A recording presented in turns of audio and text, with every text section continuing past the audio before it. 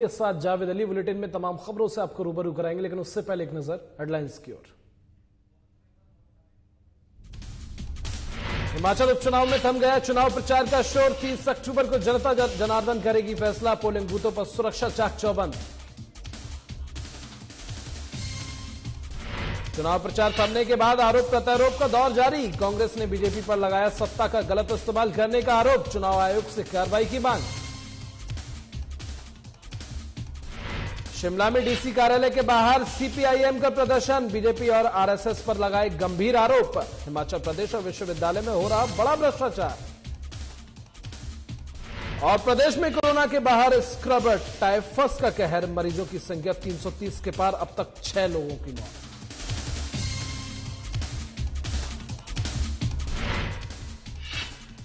धर्मशाला में एक दिवसीय संगोष्ठी आयोजित है। एचपी शिक्षा बोर्ड के अध्यक्ष रहे मौजूद। धर्म और संस्कृति पर मंथन। और खबरों की शुरुआत करेंगे। हिमाचल प्रदेश में उपचुनावों को लेकर चुनावी प्रचार थम गया है और 30 अक्टूबर को 3 जो है ये चुनाव किया जाएगा।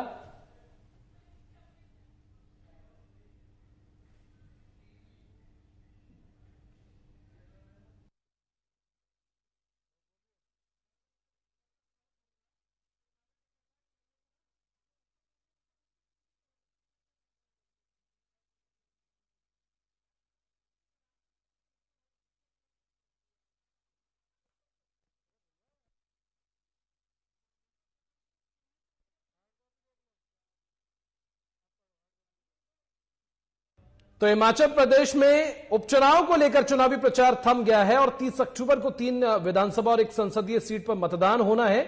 शिमला जिले के जुब्बल कोटखाई और मंडी संसदीय सीट और रामपुर में मतदान होना है, जिसको लेकर चुनाव आयोग ने तैयारियां पूरी कर ली हैं और पोलिंग बूथों पर पुलिस जवानों की तैनाती कर दी गई है। आपको बता दें कि शिमला जिले में 292 मतदान केंद्र बनाए गए हैं और 1752 कर्मचारी पुलिस के जवान तैनात किए गए हैं। वहीं मंडी संसदीय सीट के लिए रामपुर विधानसभा क्षेत्र ने 150 पोलिंग बूथ और 6 सहायक मतदाता केंद्र स्थापित किए गए हैं और 212 ईवीएम और 206 वीवीपैट भेजी गई हैं, जबकि जुब्बल कोटखाई में 136 पोलिंग बूथों के लिए 191 ईवीएम और 204 वीवीपैट संबंधित रिटर्निंग अधिकारी को आवंटित किए जा चुके हैं।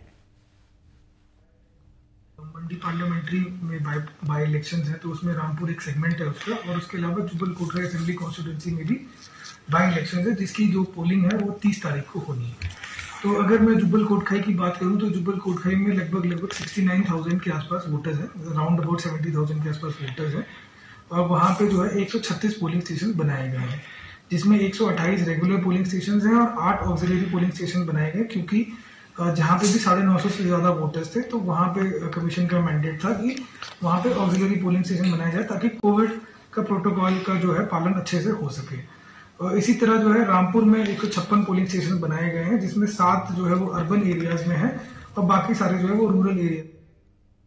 और प्रदेश में चुनाव प्रचार समाप्त होने के बाद बीजेपी और कांग्रेस एक दूसरे पर आचार संहिता के उल्लंघन को लेकर आरोप लगा रही है।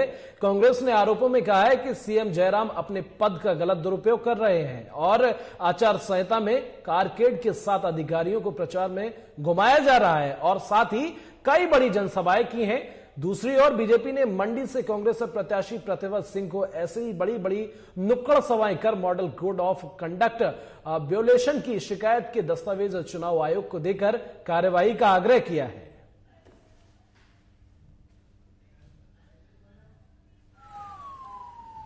तो चुनाव प्रचार का जो शोर है वो फिलहाल थम गया है, लेकिन एक दूसरे पर आरोप प्रत्यारोप का दौर अभी जारी है। चुनाव आयोग से कार्रवाई करने की मांग भी लगातार की जा रही है, चूंकि अभी तक जो पार्टियां हैं या विपक्षी पार्टियां हो, पक्षपात पार्टियां हो, कहीं ना कहीं दुपके चोरी से वो चुनाव प्रचार कर रही हैं, नुक्कड़ सभाएं भी की जा रही हैं, जिसको लेकर चुनाव आयोग से शिकायत भी की गई है।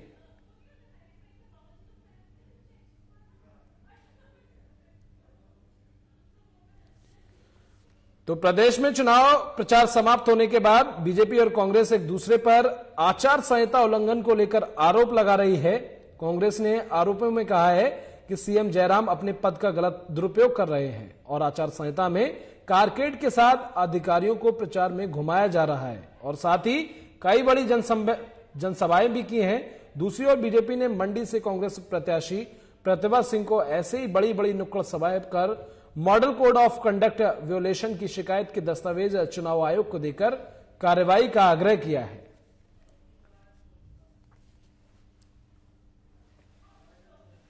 मैंने हर जगह पे दौरे किए हैं, मंडी, फतेहपुर, अर्की और जुब्बल कोटखाई।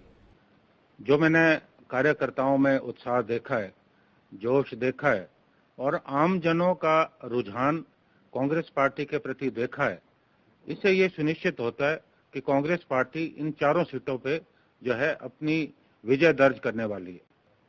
षड्यंत्र तो इनका सामने आ रहा है, सोशल मीडिया के माध्यम से ही आ रहा है। अगर इनमें दम है ना, भारतीय जनता पार्टी के किसी नेता में दम है, इनके पास कोई सबूत है, लेके आए सामने। इस तरह से पीठ के पीछे वार करके ये चुनाव जीतने वाले नहीं है। निश्चित रूप से इस बार चुनाव आयोग ने 72 घंटे पहले जो है वो चुनाव प्रचार जो है वो उस पर रोक लगाई है और इसलिए 27 तारीख शाम 6 बजे से जो है वो चुनाव प्रचार बंद हुआ है। उसके बाद ये ठीक है, आप माइक पे, लाउड स्पीकर पे चुनाव प्रचार नहीं कर सकते, बड़ी सभाएं नहीं कर सकते, ज़्यादा लोगों को इकट्ठे बैठा के एड्रेस नहीं कर सकते, परंतु इस दौरान भी जो कैंडिडेट है, जो उनके समर्थक हैं, 2-2, 4-4 की टोलियों में घर घर जाकर वोट मांग सकते हैं, डोर टू डोर प्रचार कर सकते हैं।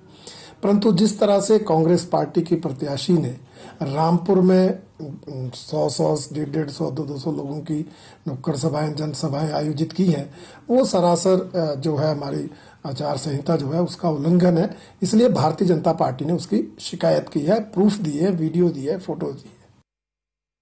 उधर शिमला में जिला उपायुक्त कार्यालय के बाहर मार्क्सवादी कम्युनिस्ट पार्टी ने प्रदर्शन किया है और बीजेपी पर गंभीर आरोप भी लगाए हैं। मार्क्सवादी कम्युनिस्ट पार्टी का कहना है कि हिमाचल प्रदेश विश्वविद्यालय शिमला बीजेपी और आरएसएस के इशारे पर चल रहा है और धांधलियां कर रहा है। उन्होंने कहा कि विश्वविद्यालय के कुलपति सिकंदर कुमार, निदेशक पीएल शर्मा और डीन प्लानिंग ने अपने बच्चों के लिए विश्वविद्यालय अनुदान आयोग के नियमों को ताक पर रखकर अपने बच्चों को पीएचडी में दाखिला किया है।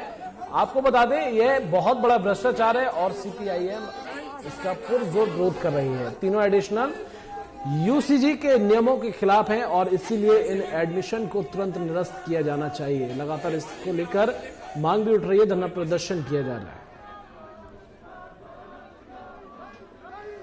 तो बीजेपी और आरएसएस पर सीपीआईएम ने कई बड़े आरोप लगाए हैं। दरअसल शिमला में जिला उपायुक्त कार्यालय के बाहर मार्क्सवादी कम्युनिस्ट पार्टी ने प्रदर्शन किया और इस प्रदर्शन का सिर्फ एक मतलब है, क्योंकि जो आरोप बीजेपी पर लगाए गए हैं, मार्क्सवादी कम्युनिस्ट पार्टी का कहना है कि हिमाचल प्रदेश विश्वविद्यालय शिमला बीजेपी और आरएसएस के इशारे पर चल रहा है और धांधलियां भी कर रहा है। उन्होंने कहा कि विश्वविद्यालय के कुलपति सिकंदर कुमार, निदेशक पीएल शर्मा और डीन प्लानिंग ने अपने बच्चों के लिए विश्वविद्यालय अनुदान आयोग के नियमों को ताक पर रखकर अपने बच्चों का पीएचडी में दाखिला कराया, एडमिशन कराया। तो साफ तौर पर ये बड़े बड़े आरोप लगाए जा रहे हैं मार्क्सवादी कम्युनिस्ट पार्टी के द्वारा और उनका कहना है कि एडमिशन में धांधलेबाजी चल रही है। अपने बच्चों का या अपने छात्रों का एडमिशन करा दिया जा रहा है, जबकि जो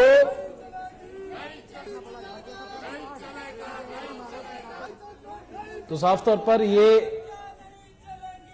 प्रदर्शन देख सकते हैं आप। सीपीआईएम के द्वारा आज ये जो हिमाचल प्रदेश विश्वविद्यालय में जो गैर कानूनी रूप से जो वहां के वाइस चांसलर हैं, वहां के डीन हैं और यूआईआईटी के जो डायरेक्टर हैं, उनके जो बच्चों को जो गैर कानूनी रूप से बैकडोर से जो एडमिशन दिया गया, उसके विरोध में आज सीपीआईएम जो है प्रदर्शन कर रही है। और हम इस प्रदर्शन के माध्यम से मांग कर रहे हैं कि ये जो गैर कानूनी रूप से जो बैकडोर से जो एडमिशन दिए, इनको जो है तुरंत रद्द किया जाए। और जिस प्रकार से पिछले जब से भाजपा की सरकार प्रदेश में सत्तासीन हुई है, आरएसएस और भाजपा के दबाव के चलते जो है विश्वविद्यालय के स्तर को जो है बिल्कुल गिरा दिया गया।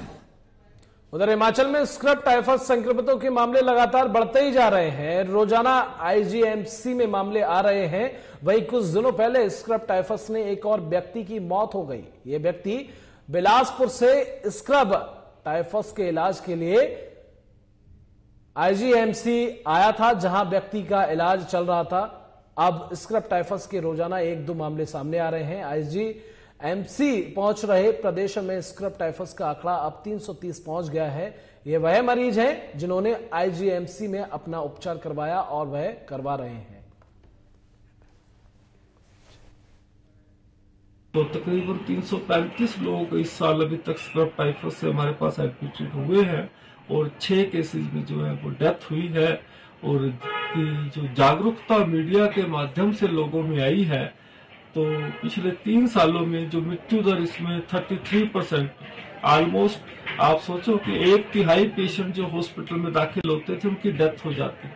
तो हिमाचल प्रदेश सरकार ने जो इसके लिए इंजेक्शंस थे डॉक्सीसाइक्लिन वगैरह के, वो मुफ्त में उपलब्ध करवाना शुरू किए। और उसके बाद आज की तारीख में जो मृत्यु दर है, आईजीएमसी की मैं बात कर रहा हूँ, वो 1.5% के आसपास है, जो कि बिल्कुल ही नेग्लिजिबल है।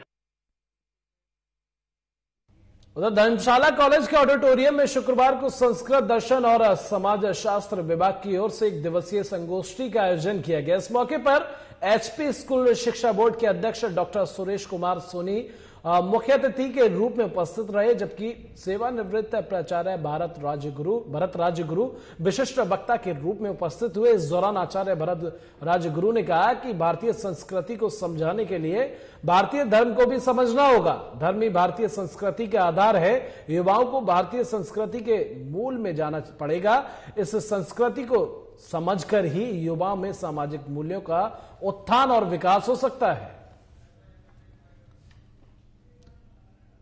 और इसी के साथ हिमाचल प्रदेश के इस बुलेटिन में बस इतना ही। नमस्कार।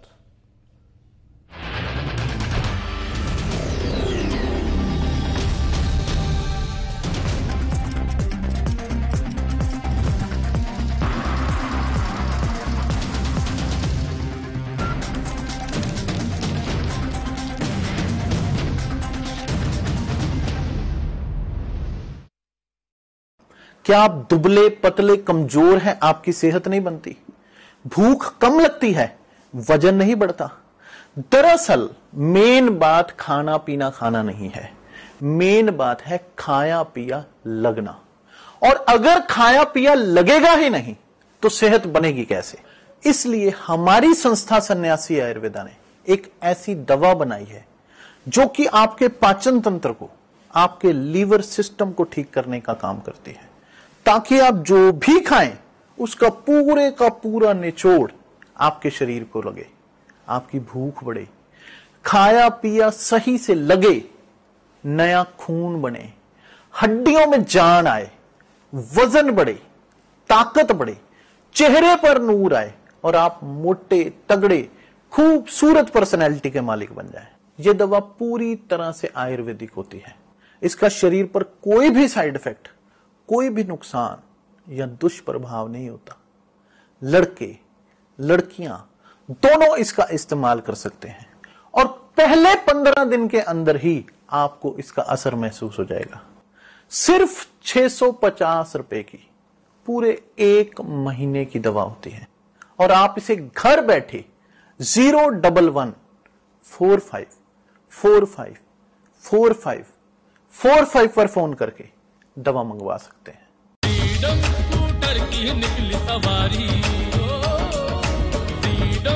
आजादी की नई उमंग उकाया फ्रीडम के संग 11 करोड़ से भी ज्यादा भारतीयों का भरोसा। उकाया इलेक्ट्रिक व्हीकल। एक्शन टेसा बॉयलो BWP बोर्ड खाते ही हमारे दांत गए टूट, हमारी तो फौजों के प्राण गए छूट। डालो उबलता पानी, कर दो नीस तो नाबूद। Termite proof, border proof, fire retardant, extra tough and for the first time in the world, boiling waterproof. Action Tesa Boilo, सबसे मजबूत। पंजाब है जसप्रीत का ठिकाना, मुंबई है आदर्श का आशियाना, केरल का गोविंदन निवासी, कोलकाता में जन्मे है काशी। हर हिंदुस्तान